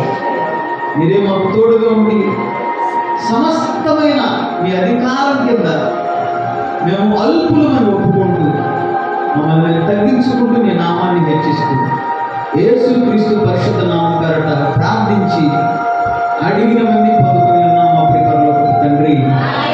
ఆమేన్. దేవుని ప్రేమ, కుమారుడు యేసుక్రీస్తు కృప, పరిశుద్ధాత్మ దేవుని అన్యోన్యమైన